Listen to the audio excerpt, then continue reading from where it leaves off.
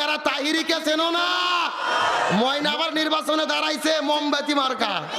যেরকম কি বাতি, আজকে দেখলাম টেলিভিশনে খবর দিচ্ছে যে এই তাহিরির কোটি কোটি টাকা, এত টাকা কোথায় থেকে আসলো?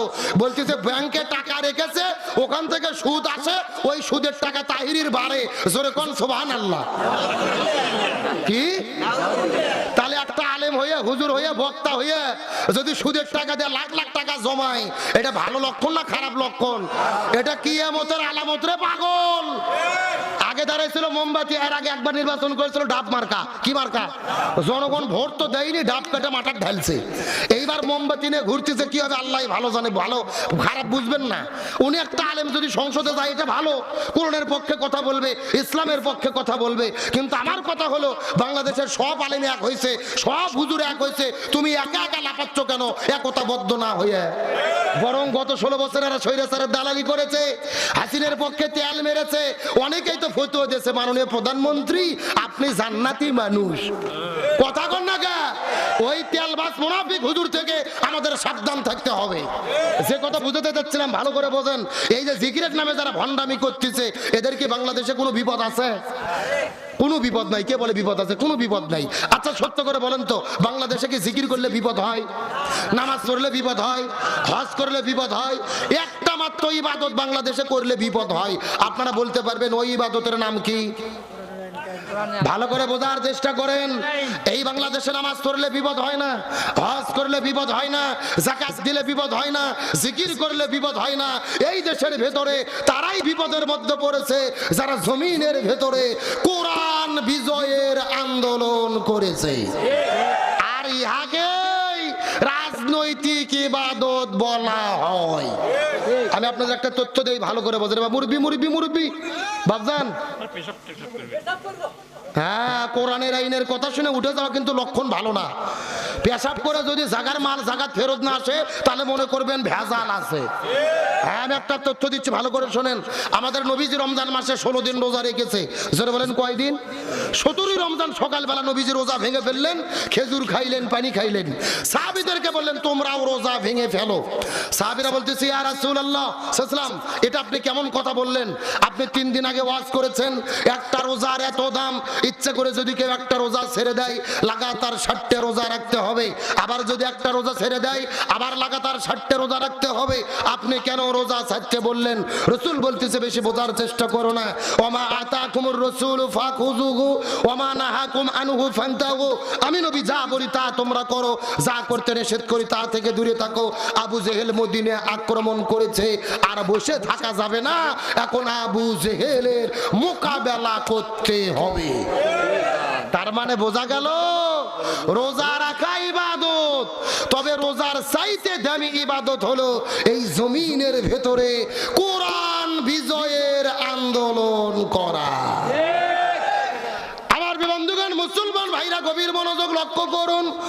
কোন দিকে নজর নেই, কোন দিকে তাকাতাকি নেই। ছোট্ট করে একটা দৃষ্টান্ত দেওয়ার পরে সামনের দিকে যাওয়ার চেষ্টা করব। কথাগুলো সুন্দর করে বোঝার চেষ্টা করবেন। নবীজির সাহাবী হযরত হানজালা রাদিয়াল্লাহু তাআলা নতুন বিবাহ করার পরে ওই বউটাকে নিয়ে যখন তিনি বাসর ঘরের মধ্যে চলে গেছেন, ওই বাসর ঘরের মধ্যে যাওয়ার পরে স্ত্রীর সঙ্গে প্রেম ভালোবাসা মহব্বত চলতেছিল। কিন্তু গভীর রজনীতে ওই ফুলসজ্জা রাত যখন তারা পার করতেছিল, এমন সময় গভীর রজনীতে ওই মদিনার গলির মধ্য থেকে কত চমৎকার করে শোনা যায় কুতিলা মুহাম্মদ, কুতিলা মুহাম্মদ। মুসলমানদের নবী জমিনের মধ্য থেকে বিদায় নিয়ে চলে গেছে। এই কথা শোনার পর হযরত হানজালা রাদিয়াল্লাহু তাআলা ওই বাসর ঘরের মধ্যে বউটা রাখার পরে এক দৌড়ে চলে গেলেন কূপের ভেতরে। তার কারণ তার উপরে গোসলটা ফরজ হয়েছিল। তিনি স্ত্রীর সঙ্গে মেলামেশা প্রেম ভালোবাসা করেছেন। গোসল ফরজ হওয়ার কারণে ওই কূপের কাছে যেয়েছেন তিনি ফরজ গোসল আদায় করার জন্য। কিন্তু মুখের মধ্যে পানি উঠানোর পরে ওই পানি যখন শরীরের মধ্যে ঢেলে দেবে, এমন সময় লক্ষ্য করে দেখে বাইরে থেকে আবার কে যেন চিৎকার করে বলে কুতিলা মুহাম্মদ, কুতিলা মুহাম্মদ। মুসলমানদের নবী জমিন থেকে বিদায় নিয়ে চলে গেছে। এই কথা শোনার পরে হানজালা ওই পানিটা কূপের মধ্যে ফেলে দেওয়ার পরে এক দৌড়ে যখন তিনি যাওয়া শুরু করলেন উহুদের প্রান্তরে, পেছন দিক থেকে সুন্দরী বধূটা তার পেছন দিক থেকে হাত টেনে ধরেছেন। ওগো প্রাণের স্বামী, আমাকে বাসর ঘরে রেখে কোথায় যেতে চান? হানজালা বলে, বিবি রে, আর বসর ঘরের মধ্যে থাকা যাবে না, মুসলমানদের নবী আক্রান্ত হয়ে গেছে। বিবি ডাকতে বলে, প্রাণের স্বামী, আপনি যুদ্ধ করতে যাবেন, আমার কোনো আপত্তি নেই, কিন্তু আপনার তো ফরজ গোসল বাকি আছে। আপনি গোসল বাকি রেখে কেমনে জিহাদের ময়দানে যাবেন? আপনি আগে গোসলটা সম্পূর্ণ করেন, তারপরে যুদ্ধের ময়দানে চলে যান। এমন সময় হানজালা ডেকে বলে, বিবি রে, আমি যদি এখন গোসল করা শুরু করে দেয় আর মুসলমানদের নবী উহুদের প্রান্তরে যদি শহীদ হয়ে যায়, আল্লাহ যদি হাসরের ময়দানে আমার কাছে জিজ্ঞেস করে বলে, হানজালা, মুসলমানদের নবী জমিন থেকে বিদায় নিয়ে চলে গেল, বাসর ঘরের ভেতরে তুমি কেমন করে সময় পার করলি, আমি তখন আল্লাহর কাছে কেমন করে জবাব দেব?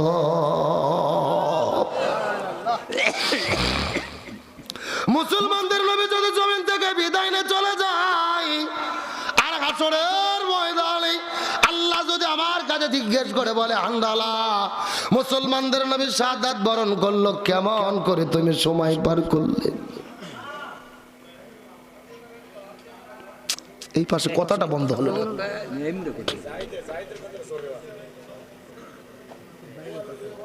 এই পেছনে পেছনে ঘর।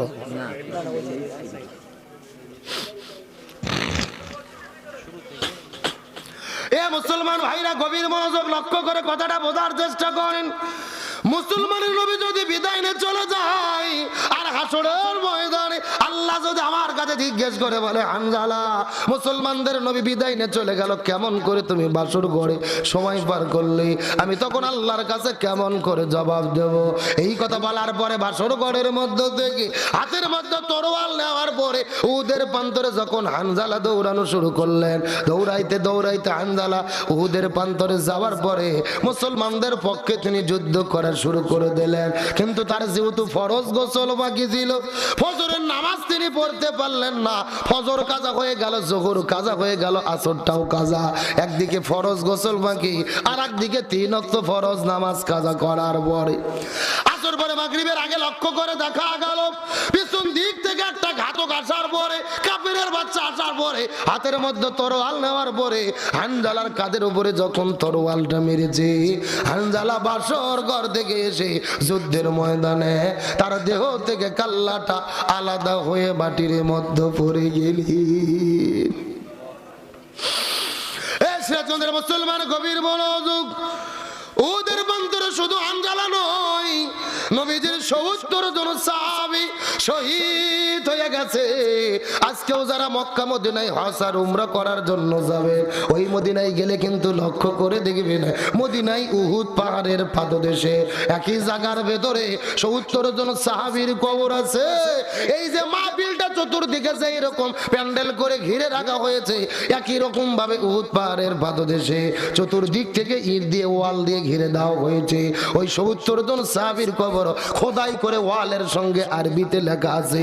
ওই ৭০ জন সাহাবীকে আমার নবী বড় দয়া করে, মায়া করে, মোহাব্বত করে, কান্না করে করে নবীজি নিজের হাতে ভালোবেসে কান্না করে করে নিজের হাতে ৭০ জনকে দাফন করে রেখেছে।